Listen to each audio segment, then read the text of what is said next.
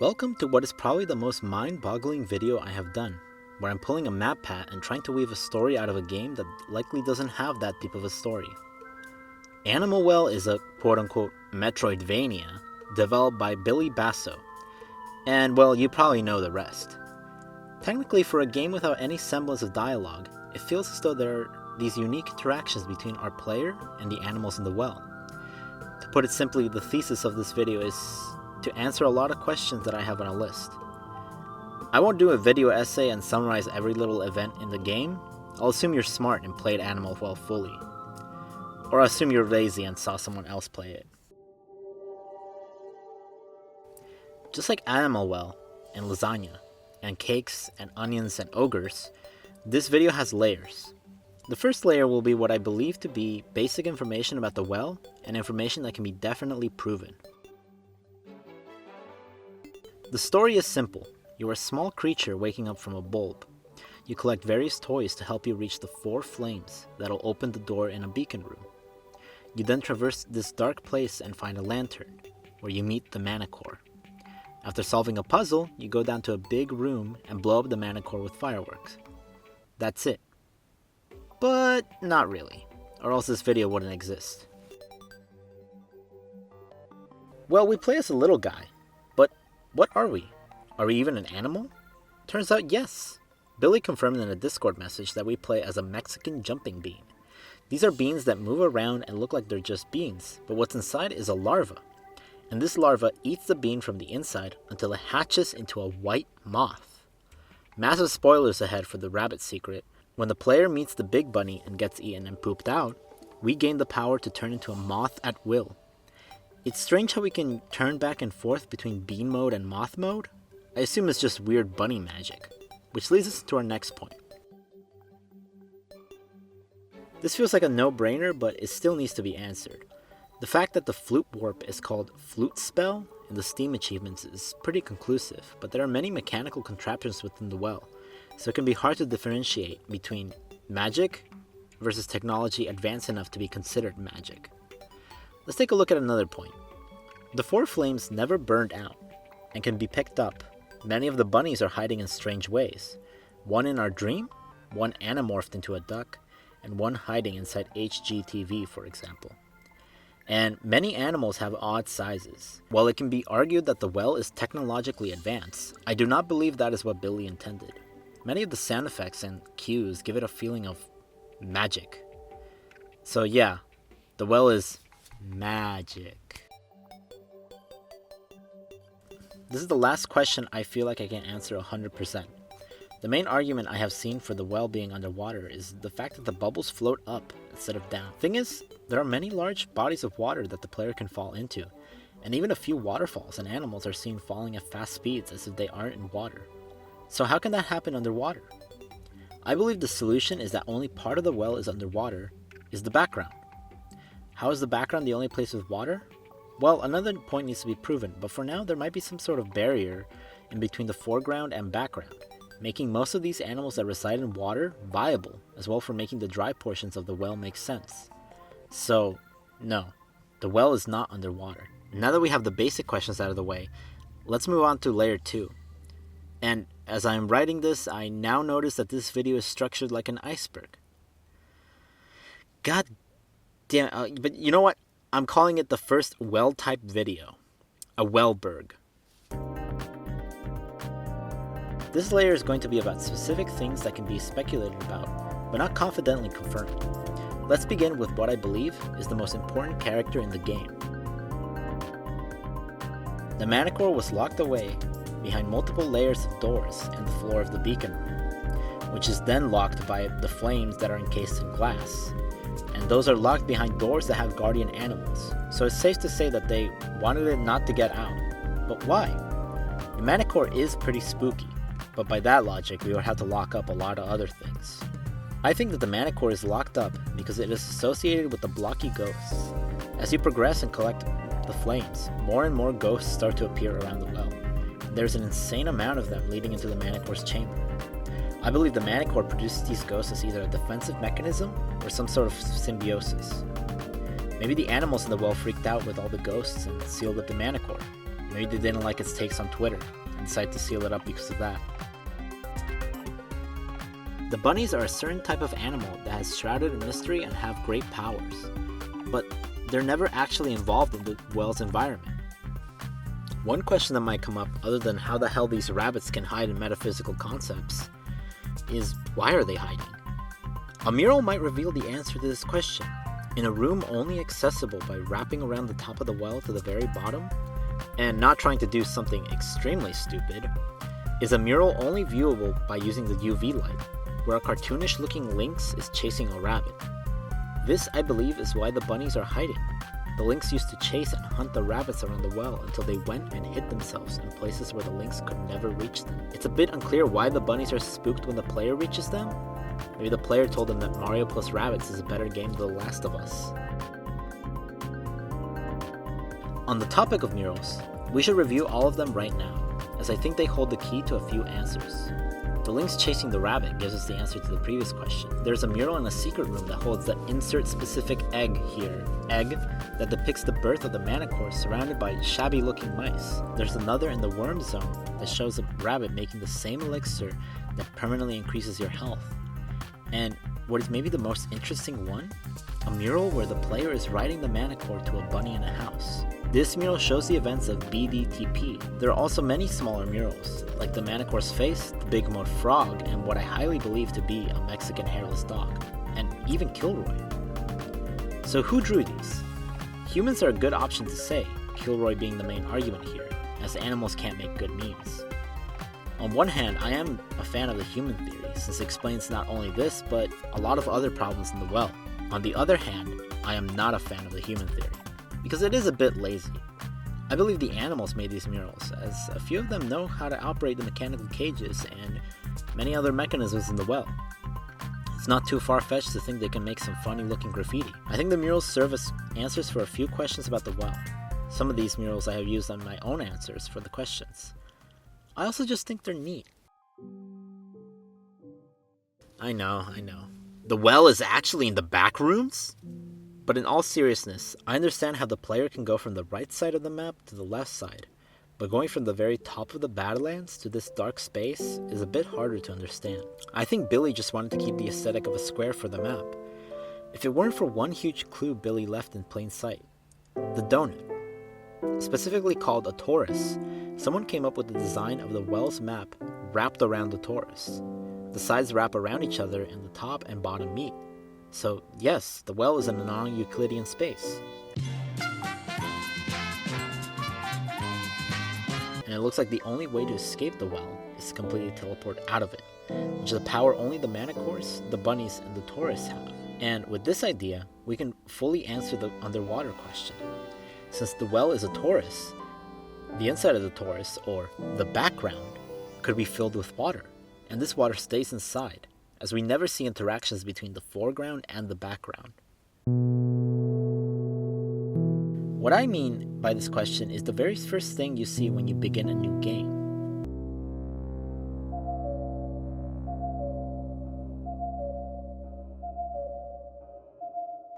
Also, if you didn't catch it, the manicore's face flashes for like 3 frames in this cutscene. Spooky. This beginning cutscene, I believe, shows that the flames were taken away, which then sealed the beacon room and trapped the manicore at the bottom of the well. The sound is a completely different story. This sound plays throughout the entire game, in every room, at any point in the story. It always sounds so near yet so far away. It feels almost taunting, that you can almost catch the sound, you can find who took away the flames and make them explain themselves. But you can't. I think that's what this sound symbolizes. Just like the snail island that's always out of reach, there are some secrets of the well that will never be discovered. And I think that's kind of sweet. Considering the only day of the year where the well changes is Groundhog Day, the bean doesn't get a Valentine's.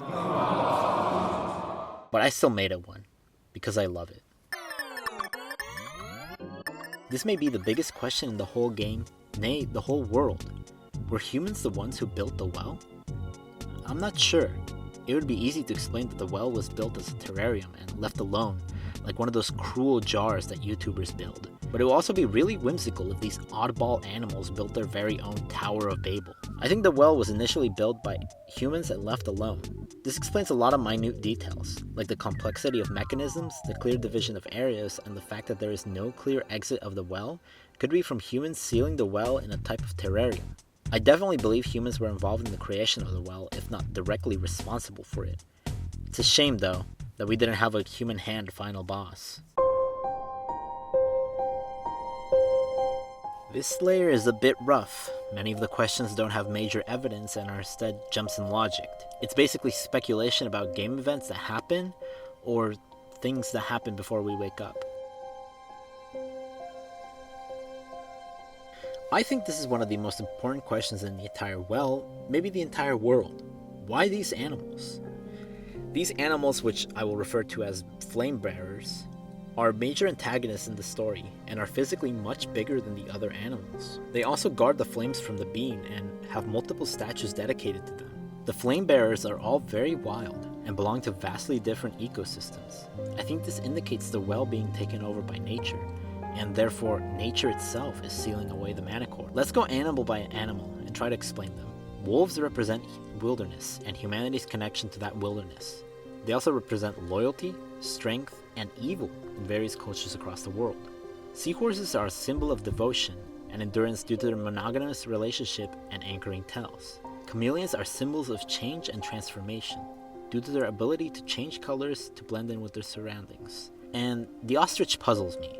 Ostriches are not really common animals for symbolism, but with an extra 5 minutes on Google, it would be flexibility and power, due to the long neck for reaching and the strength of their legs. I think Billy chose these animals to represent both the respective areas and the flames, which I will explain in a bit, as I have a dedicated question for that. So the first animal you will always meet in the well when you wake up is the squirrel. And there are so many squirrels in the main story that act as guides for the beam, but they always seem to run away and not lead us anywhere in particular. You finally get to corner one of these skittery fellows at the end of the game, which nets you the stopwatch. Obviously, this is a reference to the white rabbit in Alice in Wonderland. Rabbit? But why were the squirrels so intent on leading us deeper in the well? Why was one inside our house? Were they trying to give us a love letter? It should be noted that if you manage to sneak up on a squirrel and pickpocket it, you get a nut and a secret achievement.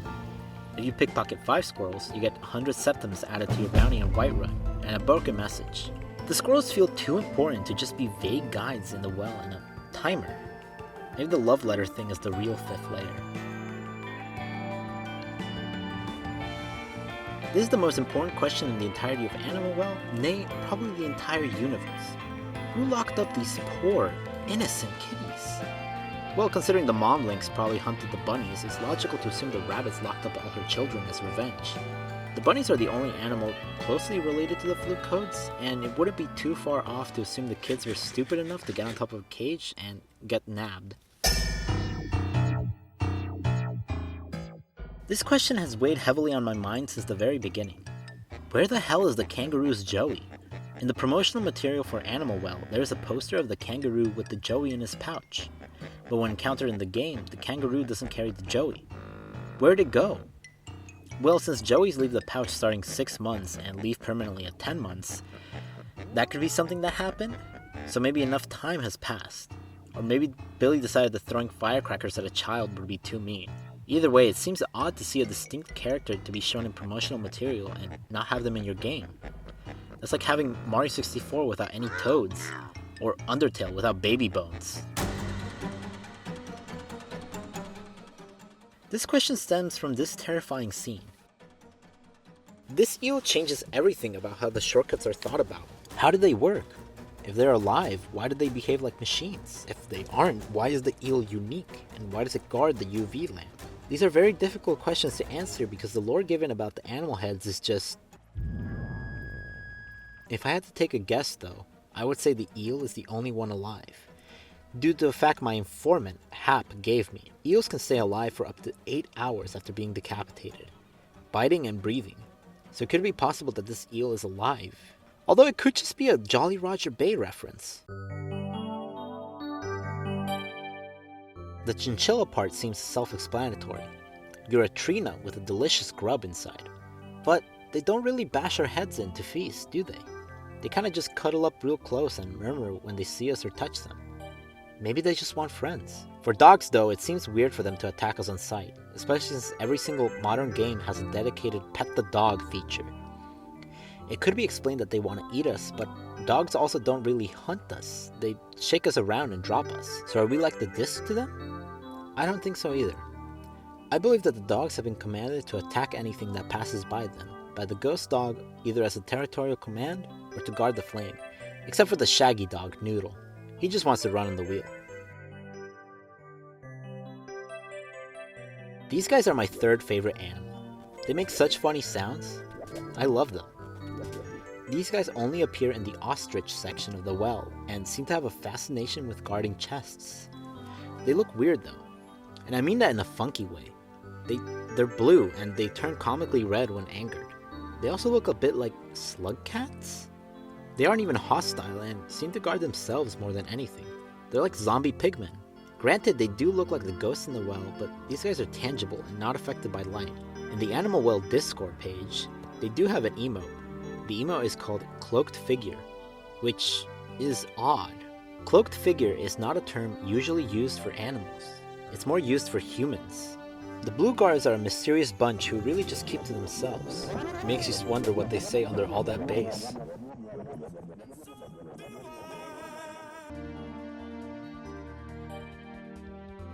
The animal statues can be found all throughout the well, but there isn't a clear reason for their purpose. The main statues that throw off a lot of people are the giraffe statues and the elephant head.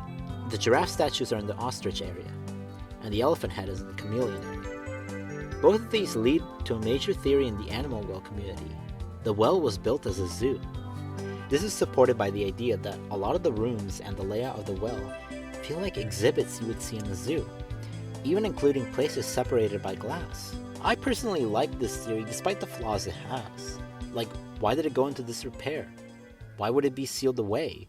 And why is the monkey such a jerk? This is my favorite animal, by the way. He makes such a cute sound when he gets spooked. His heavy breathing animation is also really well done. This groundhog holds one of the most important items in the well. The golden elixir is an item that permanently increases your health by 1, and is obtainable 4 times on 4 separate February 2nds. So why does the groundhog come on February 2nd? Well, in the 1993 movie Groundhog Day, starring Bill Murray as Phil, a pessimistic reporter who travels to Puxatawny, Pennsylvania, to report on the excitement of an age-old tradition, where Puxatawny Phil, a groundhog, comes out of his hidey hole, and if he sees his shadow, it's 6 more weeks of winter. If not, it'll be an early spring. So that explains why the groundhog comes out on February 2nd, because that's Groundhog's Day. But why does it hold the elixir? Well, in the 1993 movie Groundhog Day, starring Stephen Tobolowsky as the Devil, Phil dies. But then he comes back to life on the exact same day. A time loop. Through the course of the movie, Phil dies and resets the day. It's only when he helps everyone in town and goes through growth as a person does he end the loop. In Animal Well, it could be that since the bean waits a whole year, or skips time, it earns growth through the elixir.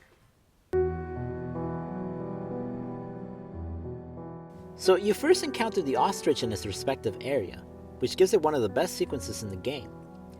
But then it's in the big wheel at the bottom of the same area, seemingly trapped? How did it beat us there? How did it even move around these tight spaces? Why was it trapped? To be honest, this is one of the most confusing parts of the game for me because it just happens, with no explanation whatsoever.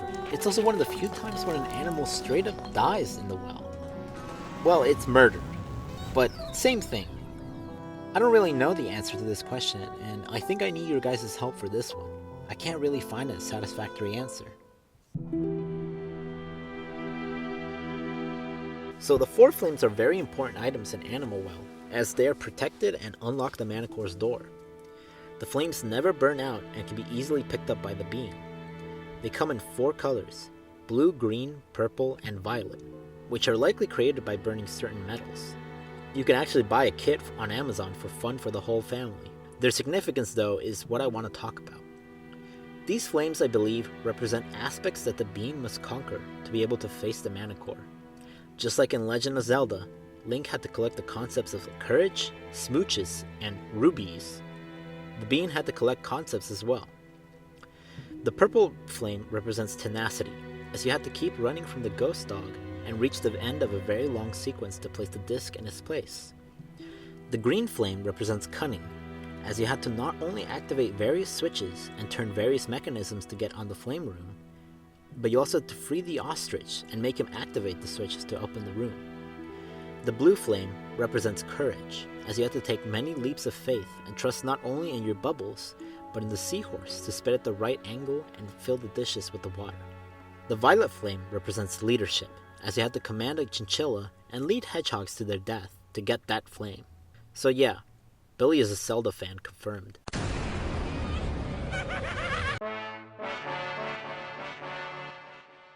This is it, the layer which has no evidence to back it up and is pure and utter speculation.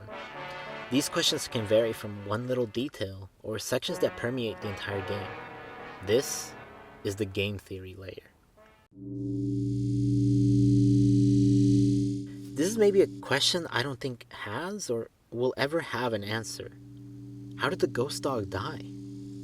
We know that things are not static in the well, but in large part we have only ever seen an animal die permanently once, the ostrich, and it didn't come back as a ghost. So the wolf is special not only because it is dead, but it came back. A theory could be that since the wolf has no prey in the well, it died of starvation, but then again, we don't really see animals eat each other in the well. This gets even stranger when you can't find the wolf corpse or bones, not even a grave.